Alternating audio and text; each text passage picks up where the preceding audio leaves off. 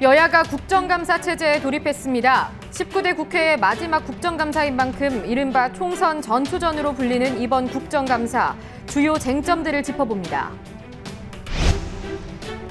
문화체육관광부가 입법 예고한 신문 등의 지능에 관한 법률 시행령안에 대해서 인터넷 언론 통제 수단이라는 비판이 제기되고 있습니다. 시행령안의 내용과 문제점을 정리합니다. 민주노총이 정부의 노동개혁 입법 강행을 저지하기 위한 농성을 시작했습니다. 정부가 노동시장 구조개혁을 중단하지 않는다면 오는 11월 또 한 번의 총파업을 진행하겠다는 계획입니다. 사학비리로 고통받아온 대학들이 연합 기자회견을 열었습니다. 교육부가 비리재단을 견제하지 못하고 있는 상황에서 오는 국정감사가 분규사학 문제 해결의 첫걸음이 되어야 한다는 주장입니다. 외국인 전문가들도 박근혜 정부의 노동개혁 방향에 대해서 비판을 제기하고 있습니다. 현 정부가 독일의 하르츠 개혁을 제대로 이해하지 못한 채 사회를 무너뜨릴 수 있는 개혁을 강행하려 한다는 것입니다. 집중 분석 시간에 짚어봅니다.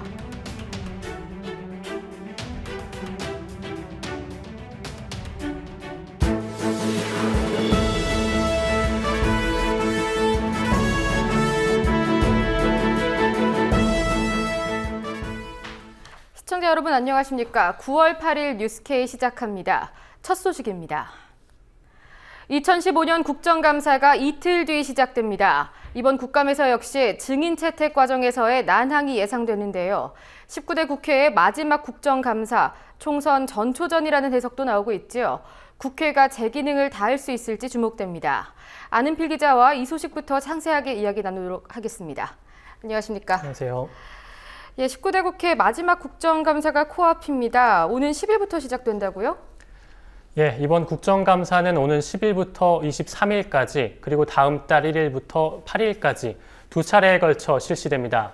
19대 국회 마지막 국정감사이고 국감의 성과가 내년 총선에 영향을 줄 여지가 크기 때문에 사실상 총선 전초전이란 평가가 나옵니다. 특히 여야는 재벌 총수를 국정감사 증인으로 부르는 문제에서 첨예한 갈등을 빚고 있는데요. 김정은 새누리당 정책위 의장은 오늘 올해 국감은 내년 총선을 앞두고 치러지는 것이어서 정쟁터가 될 우려가 크다며 야당의 재벌 총수 증인 채택 요구를 정치 공세로 규정했습니다. 민간 기업과 민간인들은 직접적인 국감 대상이 아닌데 민간 증인 채택 문제로 각 상임위마다 진통을 겪고 있습니다. 물론 사실관계 확인을 위해서 민간 증인의 증언이 필요할 수도 있지만 굳이 회장급을 부르자며 국감 시간만 낭비하고 또 막상 불러놓고 몇 초 질문하거나 예, 아니오식의 답변만 요구하는 것은 부진적인 그런 행태입니다. 반면 새정치민주연합은 재벌 총수를 불러 경제적 불평등의 실상을 파악하는 것이 꼭 필요하다는 입장입니다. 이종걸 새정치연합 원내대표는 오늘 국감 대책회의에서 새누리당이 같은 입으로 두말하는 것 같다며 원유철 새누리당 원내대표와 문제 있는 재벌과 그에 대한 사실규명을 위해 예외 없이 재벌 총수도 국감에 불러 논의하는 걸로 했다고 반박했습니다. 대책회의에 이어 열린 기자간담회에 참석한 최재천 새정치연합 정책위 의장도 국정감사장에 재벌 총수를 불러 사실 확인 관련 의견을 듣는 건 필요한 일이라며 새누리당은 시민보다 재벌 총수 보호가 우선이라고 비판했습니다. 수출과 불균형 성장과 시장 안정기에 빠져있는 한국 사회 오늘날 재벌 총수를 통해서 경제적 불평등의 현실을 파악해보는 일은 꼭 필요하다고 생각합니다. 새누리당은 시민을 보호하기보다는 재벌 총수를 보호합니다. 민생 안보보다는 재벌 기업에 대한 총력 안보가 우선입니다. 예, 그리고 정부가 오늘 내년도 예산안을 발표했는데요. 이 예산안도 논란이라고요? 예, 새정치연합은 오늘 정부가 발표한 2016년 예산 1차 자료 분석 결과를 밝혔습니다. 크게 4가지로 재정 역할 포기 예산, 재정 파탄 무대책 예산, 복지교육 홀대 예산, 차기 정부의 부담 떠넘기기 예산이라고 평가했습니다. 국회 예산결산특별위원회 야당 간사인 안민석 의원은 역대 최저 수준의 예산 증가율, 국가 채무가 국내 총생산 대비 40%를 돌파한 점 등을 언급하며 박근혜 정부의 재정 운영이 총체적 실패라고 비판했습니다. 특히 박 대통령의 대선 공약이었던 누리과정 예산과 고교 무상교육 예산 등이 한 푼도 책정되지 않았다며 정부의 예산안을 제로 베이스부터 꼼꼼하게 살피겠다고 밝혔습니다. 16년도 교육 분야 예산은 3천억 전년 대비 3천억 원 증가, 0.5% 증가에 그치고 있습니다.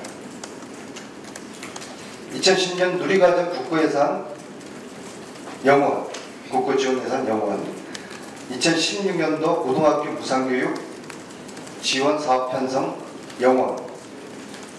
자, 이러면은 박근혜 대통령의 교육 공약은 철회된 것으로 봐야 될 것입니다. 새정치연합은 또한 수출 대기업 중심이 아닌 소득 중심의 경제로 가야 한다며 재벌에게 특혜가 주어지는 예산을 대폭 삭감하겠다고도 강조했습니다. R&D에 대해서 대기업 R&D를 왜 국가 예산으로 지원까지 해야 되느냐라는 문제의식에서 출발하는 것이고요. 국민들이 공감할 것이라고 생각을 합니다.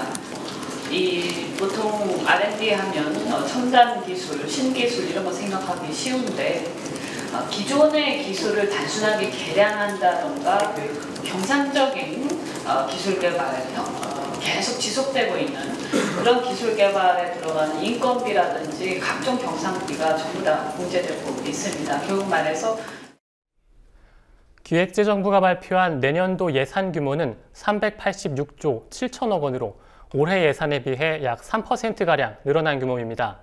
역대 최저 수준의 증가율인 건데요. 하지만 최대한 예산을 줄였음에도 불구하고 국내 총생산 대비 국가 채무는 사상 최초로 40%를 웃돌 것으로 예상됩니다. 정부가 그동안 법인세 정상화 등 제대로 된 세입 확충 방안을 마련하지 않은 그러한 결과라는 지적이 나옵니다. 예, 다른 소식도 하나 더 짚어보겠습니다. 새누리당이 최근 포털이 제공하는 뉴스 메인 화면이 불공정하다, 한마디로 야권에 편향적이다 이런 지적을 했는데요. 그 근거로 들었던 보고서 자체가 왜곡됐다는 말이 있더군요. 예, 그렇습니다. 새누리당은 이번 국정감사에 이혜진 네이버 이사회 의장과 김범수 다음 카카오 이사회 의장을 증인으로 부를 계획이라고 밝힌 바 있습니다. 네이버와 다음의 뉴스 메인 화면 편집이 불공정하다는 이유입니다. 하지만 오히려 새누리당이 불공정 주장의 근거로 든 당내 보고서가 오히려 불공정하다는 비판이 제기됩니다. 정청래 새정치연합 의원은 오늘 새누리당의 꼼수가 들통났다며 김무성 대표가 포털에 많이 노출되기를 원하신다면 국민을 위한 정치를 잘하시면 포털에 노출이 될 일이지 그것을 여당의 힘으로 우격다짐으로 인터넷의 여론인 포털까지 통제하려는 독재적 발상을 거두시길 바란다고 말했습니다. 해당 보고서에서 포털이 불공정하다는 근거로 든 김무성 대표와 문재인 대표의 노출 빈도 부분을 반박하는 발언입니다. 단순히 문재인 대표가 김무성 대표보다 포털 메인 화면에 자주 노출됐다는 것만으로는 불공정 여부를 따질 수 없다는 주장입니다. 새정치연합은 브리핑을 통해서도 새누리당의 주장이 포털 재갈물리기라고 비판했습니다. 유은혜 새정치연합 대변인은 새누리당의 당내 보고서에 대해 크림빵 아빠 부실 수사 지적, KTX 수출 부진, 대학 성범죄에 대한 교육부의 대처 미흡 등 누가 봐도 명백한 정부의 잘못까지 정부 여당의 비판적 기사 또는 부정적 표현을 한 기사로 분류한 것으로 확인이 됐다며 정부 여당의 긍정적 기사만 싣는 것이 정치적 편향 없는 공정한 보도라는 것인지 기가 막힐 노릇이라고 밝혔습니다. 하지만 새누리당은 불공정성이 눈에 보이는 문제는 충분히 국정감사에서 다뤄야 한다고 재차 강조했습니다. 포털에 대한 정인 신청에 대해서 야당이 전면적으로 거부를 하고 있는데 야당의 입장은 충분히 이해가 갑니다만 이 불공정성이 눈에 보이는 그러한 문제 또 포털의 유수를 중심으로 해서 또 다른 사업에 중소 영세사업자의 영역까지를 침범하고 있는 그런 부분에 대해서는 충분히 국정감사에서 다뤄야 된다 이런 말씀도 함께 드리겠습니다. 예, 정부의 언론 탄압, 언론 재갈 물리기라는 비판이 치솟고 있는데 이 역시 새누리당이 유체이탈 화법을 하고 있는 게 아닌가 이런 비판도 피하기 어려울 것 같습니다. 수고하셨습니다. 현 정부 들어 끊이지 않고 있는 언론 통제 이슈. 이번에는 정부가 인터넷 언론에 대해 통제를 가하려 한다는 우려가 제기되고 있습니다. 문화체육관광부가 입법 예고한 인터넷 신문 등록 요건 관련 시행령 개정안이 그 논란의 중심에 있는데요. 시행령안의 내용과 문제점들을 취재 기자와 살펴보겠습니다. 박다솔 기자 나와 있습니다. 안녕하십니까? 안녕하십니까? 예, 먼저 논란이 되고 있는 시행령 개정안이 어떤 내용인지부터 설명해 주시죠. 네, 화면 보면서 말씀드리겠습니다. 네. 인터넷 신문들은 지방자치단체에 설립 신고를 합니다. 현재는 취재, 편집 인력 3명이 충족되면 등록이 됐습니다. 문체부는 이 문턱을 높였습니다. 취재, 편집 인력을 5명 이상으로 늘렸는데요. 그리고 신고할 때 취재, 편집 담당자 명부만 제공하면 됐었지만 개정 후엔 상시 고용을 증명할 수 있는 서류를 내도록 바뀌었습니다. 예, 그러니까 쉽게 말하면 설립 신고를 하는 그 과정이라든가 제출해야 될 것들이 좀 복잡해졌다 이건가요? 네, 그렇습니다. 예, 이렇게 시행령을 만들게 된 이유는 뭐죠? 네, 문체부는 인터넷 신문이 폭발적으로 증가하면서 과도한 경쟁을 하고 선정적 기사를 쏟아내고 있다고 합니다. 이런 문제가 있으니 규제가 필요하다는 것인데요. 취재 인력이 늘어나면 기사 품질이 높아진다고 주장합니다. 사실 확인, 기사 선별하는 인력들이 늘어나 전체적으로 기사가 좋아진다는 것입니다. 하지만 이번 토론회에선 그런 논리가 경험적으로도 또 과학적으로도 증명되지 않았다는 주장이 나왔습니다. 예, 그런데 반면에 일각에서는요, 군소 인터넷 언론사들이 너무 난립한다. 이것이 오히려 언론 환경을 흐리고 있다, 오염시킨다. 이런 지적도 있지 않습니까? 네, 그렇습니다. 악의적 기사를 쓰고 기업에 광고를 요구하는 언론사들이 있습니다. 또 어뷰징으로 클릭수만 얻으려는 언론사도 있습니다. 하지만 시행령 개정안으로 이런 문제를 해결할 수 있느냐에 대해선 비판적인 시각이 있습니다. 어뷰징 기사 쓰기 등은 주요 언론사들도 많이 하는 행태인데 군소 언론사들에게만 칼을 들이대는 꼴이기 때문입니다. 전국경제인연합회가 조사한 2015 유사 언론 행위 피해 실태 조사를 보더라도 유사 언론 행위는 대형 언론사들이 문제인 경우가 더 많습니다. 기업 홍보 담당자에게 횡포를 부리는 언론사를 꼽아달라고 했는데요. 경제 분야 매체가 대부분이었습니다. 그중 5인 미만의 인력을 운영하는 매체는 매우 드물었습니다. 예, 실제로 인터넷을 돌아보다 보면은 무엇무엇.com 이런 식의 언론사 인터넷 사이트에서 어뷰징 기사가 나오는 경우가 많고 또 어뷰징 인력을 운용할 만한 또 자본이 있는 곳이어야 가능한 게 있어서 방금 말씀하신 게 어느 정도 이해가 되는 부분도 있는데요. 예, 그런데 이 시행령 개정안이 안고 있는 또 다른 문제는 없습니까? 네, 법률적으로도 문제를 제기할 수 있습니다. 예. 변호사의 이야기를 들어보겠습니다. 현존하고 명백한 위험의 원칙에도 반하고 단순한 추측만으로 언론의 자유, 언론기관 설립의 자유를 자유라는 기본권을 침해하는 행위라고 할 수 있겠습니다.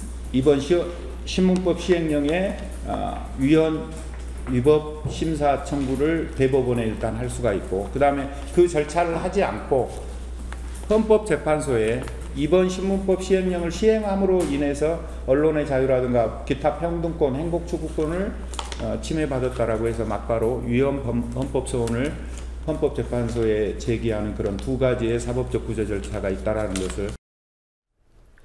예, 안타까운 것은 정부 측에서 이런 시행령 통과를 강행시키면 또 가능성이 높다는 부분이 있는데 만약에 시행령이 통과되면 그 다음에는 어떤 결과가 예상됩니까? 네, 2014년 신문 사업 실태 조사에 따르면 현재 5인 미만 인력을 운영하는 인터넷 매체는 38%로 나타났습니다. 현재 취재 편집 인력이 3명인 언론사가 신규 2명을 더 가용하기 위해 필요한 비용은 문체부 계산 방식대로라면 9천만 원입니다. 기자 1명당 연봉 1,500만 원을 적용할 때인데요. 그렇다면 전체 인터넷 매체 중 1억 미만 매출액을 기록하는 곳은 운영이 어렵다는 결론이 나게 됩니다. 결국 전체 인터넷 매체 5,950개 가운데 5천여 개인 85%가 퇴출된다는 얘기입니다. 예, 사실 일반화시킬 수는 없지만 전반적으로 보면 군소 언론의 경우에 오히려 비판적인 여론을 세우는 경우가 더 많고 권력에는요. 그 면에서 85%의 언론이 사라진다. 굉장히 언론의 다양성이 침해될 수밖에 없는 결과를 낳을 것 같습니다. 네. 박다솔 기자 수고하셨습니다. 네.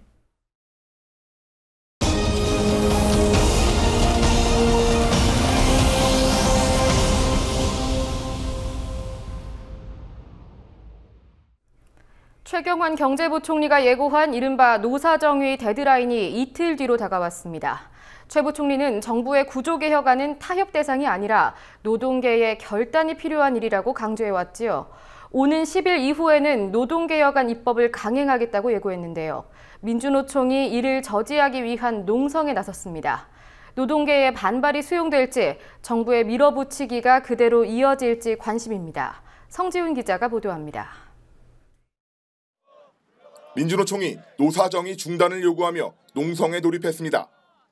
민주노총은 오늘 오후 정부 서울청사 앞에서 기자회견을 열고 현재 진행 중인 노사정의의 논의는 정부의 노동시장 구조개혁안을 강행하기 위한 야합에 불과하다며 노사정의 논의를 즉각 중단해야 한다고 주장했습니다. 노사정은 결코 구성 자체가 공평하지 않습니다. 노사정의라는 말 그대로 사용자 정부는 한편이죠. 처음부터 기울어진 운동장이다. 그래서 노사정의 성격은 요식행위자 명분 축적한 단지 들러리기에 불과하기 때문에 최경환 경제부총리는 노사정의 협상 시한을 오는 10일로 제시하고 있습니다. 최 부총리는 공공기관 임금 피크제를 비롯한 노동시장 개혁은 타협의 대상이 아니라며 10일까지 노사정 합의를 도출하지 못하면 국회에서 입법을 강행하겠다는 의사를 밝혔습니다. 임금 피크제와 일반 해고 여건 완화를 골자로 하는 정부의 노동시장 구조개혁안은 민주노총의 총파업과 한국노총의 노사정의 이탈 등 노동계의 강한 반발에 부딪히며 표류했습니다. 하지만 정부는 노동시장 구조개혁안을 강행하겠다는 의지를 굽히지 않고 한국노총의 노사정의 복귀를 추진해왔습니다. 결국 한국노총이 지난달 노사정의 복귀를 결정하면서 정부의 노동시장 개혁안에 속도가 붙기 시작했습니다. 민주노총은 노사정의가 제 역할을 하고 있지 못하는 명분 쌓기 용 기관에 불과하다고 비판하며 한국노총의 노사정의 복귀에 아쉬움을 표했습니다. 정부가 이미 노동시장 개혁을 타협의 대상이 아니라고 못 박은 채 노동계를 들러리로 만들고 있다는 주장입니다. 대한민국에서 노사정의에서 노동자에게 유리한 적어도 동등한 조건의 노사정의 합의 내용이 여러분들 기억하다시피 있습니까?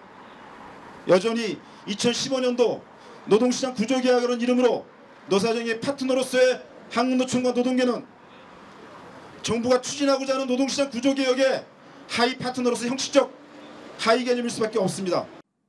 한국노총 역시 노사정의의 협상 테이블로 돌아오긴 했지만 공공기관 임금 피크제 등의 쟁점에서 정부 안에 반발하고 있어 당장 노사정 합의가 이루어지기는 어려울 것으로 보입니다.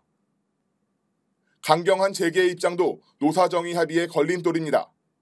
재계는 취업규칙 불이익 변경과 일반 해고 요건 완화 쟁점에서 정부 지침 대신 법을 개정하는 방식을 주장하고 있습니다. 이는 한국노총의 노사정의 이탈 이전보다 강경한 입장입니다. 정말로 국가의 전적인 마치 운명을 건처럼 이렇게 급박하고 압박하면서 한국노총 노사장으로 끌어들였지만은 한국노총 역시 쉽게 그렇게 야합에 동의하지 않으려 생각합니다. 민주노총의 농성은 전국 각 산하 조직에 임원 300여 명이 동참하며 정부가 노사정의의 기한으로 제시한 10일까지 2박 3일간 계속됩니다. 민주노총은 이번 농성을 통해서도 노동시장 구조개혁안을 막아내지 못한다면 오는 11월 다시 한번 총파업을 벌이겠다고 밝혔습니다. 국민TV 뉴스 성지훈입니다. 사학비리와 관련된 국정감사라고 하면 쉽게 연상되는 모습이 있습니다. 출국이나 입원을 핑계로 출석하지 않는 이른바 비리총장들 익숙하실 겁니다. 교육부가 비리재단을 적극적으로 견제하지 않으면서 대학의 등급이 떨어지고 또 그 피해가 학생들에게 돌아가는 상황이 이어지고 있는데요. 이렇게 고통받고 있는 대학들이 오늘 한자리에 모여서 오는 국정감사에서만큼은 분규 사학에 대한 해결책을 찾아야 한다고 호소했습니다. 김현주 PD가 보도합니다. 우리 구성원들이 노력하지 않아서 국회 국정감사를 이틀 앞두고 사학재단의 비리로 오랜 진통을 겪고 있는 대학들이 연합 기자회견을 열었습니다. 교육문화체육관광위원회가 사학비리 인사들을 국감 증인으로 채택해 출석시켜야 한다는 요구입니다.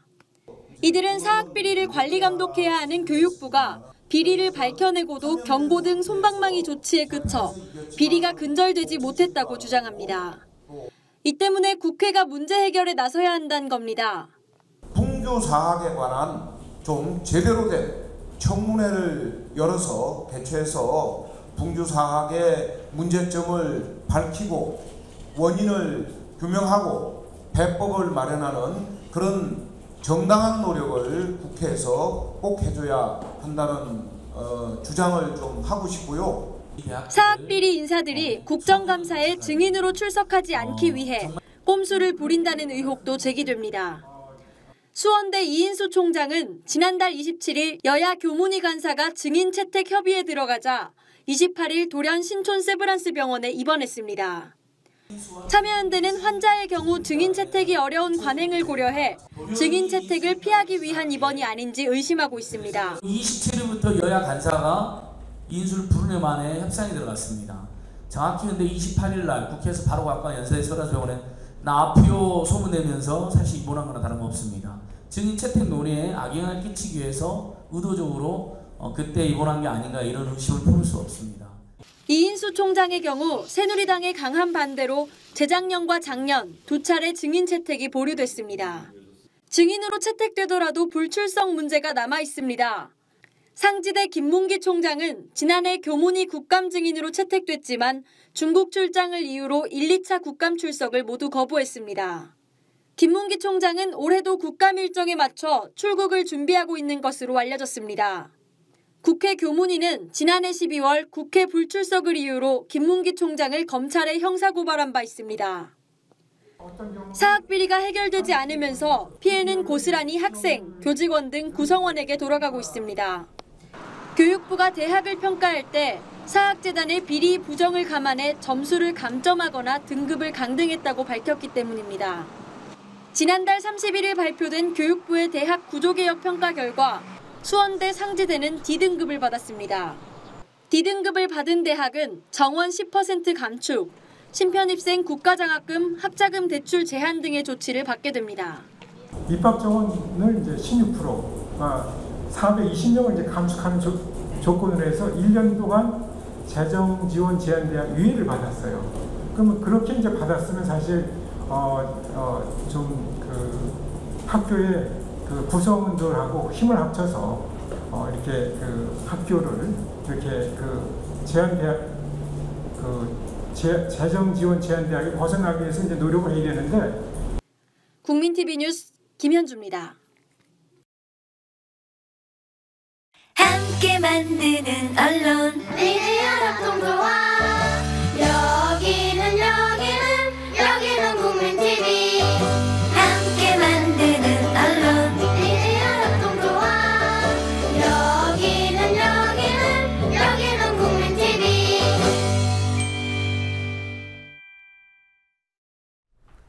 오늘 집중 분석 시간에는 지난 한 주간 뉴스K가 다루지 못했던 사안들을 좀 다양하게 준비해봤습니다. 먼저 최근 논란이 되고 있는 박근혜 정부 노동개혁에 대한 외국인 논객의 시선부터 짚어보려고 합니다. 정부는 독일의 하르츠 개혁을 노동개혁의 모델로 삼았다고 주장해왔는데요. 정부 개혁안의 핵심인 임금 피크제, 해고 요건 완화 등은 오히려 하르츠 개혁에 반하는 것들이라는 지적이 제기됩니다. 여민리서치 이은영 대표와 자세한 소식들 전해드리겠습니다. 안녕하십니까? 네, 안녕하세요. 네, 오랜만에 뵙습니다. 네, 외국인 전문가들의 한국에 대한 비평이 최근 화제가 되고 있는데요. 네, 그중에서도 최근에는 서울대학교 행정대학원의 요르그 미하일 교수가 정부의 노동개혁과 관련해서 조언을 했는데 어떤 내용입니까? 일단은 이 한국인보다 한국을 더 잘하는 외국인이라는 평가를 받고 있는데요. 먼저 이 요르그 미하일 교수 이전에 그 다니엘 튜더라는 그 기자가 있었어요. 그 기자 같은 경우도 그 익숙한 절망, 불편한 희망이라는 책을 내면서 우리 사회의 어떤 민주주의의 위기의 문제, 또 야당의 어떤 야성이 없어지는 문제 이런 것들을 지적을 했었고요. 그리고 오늘 이제 SNS에서 이 요르그 미하일 교수의 글들이 인터뷰가 많이 화제가 됐었는데요. 그 주된 내용은 그 박근혜 대통령이 독일의 하르츠 개혁을 벤치마킹해서 지금 노동 개혁을 하고 있다라고 슈레더 총리에게 이제 방중했을 때 이야기를 한 거예요. 근데 그것과 관련해서 이 그 하르츠 개혁이라는 거는 노동법을 수정한 게 아니고 그 실업급여하고 연금제도에 대한 부분을 좀 개선을 한 것이고, 그리고 미니잡이라 그래서 저임금의 일자리를 많이 양산을 한 것이라는 것을 이야기를 한 것이죠. 예, 그러니까 한국이 지금 노동개혁이라고 하면서 내세우는 임금 피크제, 그리고 해고요건 완화, 네. 이런 것들은 개혁이 아니다, 이렇게 해석해도 되는 건가요? 개혁이 아니다라기보다는 예. 개혁의 내용과는 좀 떨어진 다른 내용들이라는 거죠. 본가지가 아니고 격가지들을 노동개혁의 핵심인 것처럼 이야기를 하고 있다라는 지적이고요. 그리고 이게 이제 지금 또 최근에는 또 김무성 여당 대표가 그 노조 자체의 어떤 쇠파이프 때문에 뭐 국민 소득이 3만 불 못 갔다라는 지적까지 하면서 우리 사회가 노조 자체가 이게 파트너가 돼야 되는데 이 부분을 굉장히 그 협상력을 낮추는, 무시하는 듯한 발언을 해서 그것까지 더 합쳐져 갖고 지금 문제가 되고 있는 것이고요. 근데 이 독일에서 그 진행이 됐던 하르츠 개혁이라는 거는 지금 현재 그 독일 내에서 또 다른 어떤 사회적 부작용을 일으켜서 그것이 정부 주도의 재개혁이라는 내용으로 다시 또 새롭게 추진이 되고 있는 그런 개혁이기 때문에 우리나라에서 이거를 갖다가 바로 적용해서 지금 노동개혁을 하고 있다라고 말하기는 어렵다는 거죠. 특히 이 요르그 미하엘 교수는 그 독일과 우리나라의 어떤 산업구조의 차이, 그 다음에 교육제도의 차이를 이야기를 하면서 지금 한국같이 사회보장제도가 제대로 갖춰지지 않은 상태에서 이 해고 요건을 완화하는 이런 노동개혁이라는 딱지를 갖다 붙인 개혁을 하게 되면은 사회 전체가 전반적으로 붕괴되어질 수 있다라는 아주 심각한 경고를 하고 있는 거예요. 예. 특히 근데 이제 이런 그 외국인 전문가들의 이 지적이 굉장히 통찰력 있게 받아들여지는 이유는 일단 우리 사회가 안고 있는 그런 이슈들이 이미 글로벌적인 문제로 되어 있다라는 점을 들 수가 있겠고요. 그리고 또 하나는 이 독일이라든지 유럽 쪽에서 그러한 문제들을 자기네들이 이미 경험을 했다라는 것이죠. 경험을 하고 그거에 대한 어떤 여러 가지 부작용들에 대한 또 다른 개혁들을 추진하고 있기 때문에 이 사람들 같은 경우에는 그 맥락을 정확히 아는 거예요. 이 정책이라든지 개혁의 맥락, 그 환경과의 그런 맥락들을 잘 알기 때문에 우리 사회에서 이거를 뭐 노동개혁이라고 이름을 갖다 붙여도 그것이 맥락에서 벗어난 것이라는 걸 알기 때문에 이렇게 지적을 정확하게 하는 것이고요. 그리고 우리 사회가 보면은 김대중 노무현 정부 때 그 신자유주의적인 정책을 추진했다라는 비판을 많이 받았는데 그것이 실제적으로 그런 면이 있을 수도 있겠지만은 그 정책을 추진했던 내용들을 보면은 그 영미식의 신자유주의는 또 좀 아니거든요. 그러니까 그 당시 추진했던 거에 중요한 내용이 적극적인 복지, 적극적인 재정 지출 확대, 적극적인 정부의 역할 강화였어요. 그러니까 그런 내용들을 본다면, 그러니까 우리 사회가 갖고 있는 우리만의 어떤 환경 속에서의 그 추진했던 내용들이 있고 또 유럽은 유럽의 그 상황 속에서 했던 내용들이 있기 때문에 이거를 잘 혼돈되지 않게 잘 제대로 그 맥락을 잡아서 보는 게 굉장히 중요하고 정부가 이런 것들을 맥락 없이 갖다 이름을 딱딱 붙여가지고 개혁을 추진하는 것처럼 하면은 우리 사회 굉장히 좀 혼란스러워진다는 걸 지적을 할 수 있을 것 같아요. 예, 사실 현 정부 들어서 정책 철학이 과연 있는가 이 부분에 대한 의문이 가장 많이 제기가 되고 있는데 네네. 그럴 수밖에 없는 것 중에 하나가 한국의 경우에는 대기업 주도의 수출이 이루어졌다가 보니까 네. 모든 것들이 이곳에만 집중되고 있다. 이 부분도 좀 논란이죠. 그렇죠. 이제 대기업 중심으로 이루어지고 있는데 최근에 우리가 이제 그 베테랑이라는 영화가 거의 1000만 가까이 돌파하고 있는 거를 보면은 거기서 이제 중심적으로 다뤄지는 게 뭐냐면 그 돈을 많이 가진 사람, 성공한 사람, 교육을 많이 받은 사람, 권위가 있는 사람, 이런 사람들이 그 우리 사회를 위해서 어떤 선한 일들을 하고 선한 모습을 보여줘야 되는데 그렇지 않다라는 것이죠. 그거를 누군가는 응징해야 되는데 응징을 하지 못하면서 이 약한 사람들이 모든 것들을 부담을 해야 되고 세금을 또 부담해야 되고 그러니까는 그 어떤 사회의 어떤 부조리도 다 이 사람들이 떠안아야 되다 보니까 베테랑 같은 영화에서 그 형사의 역할이 이걸 응징하는 역할에 대해서 좀 비현실적이긴 하지만 사람들이 사이다 같은 영화다라고 박수를 보내는 거거든요.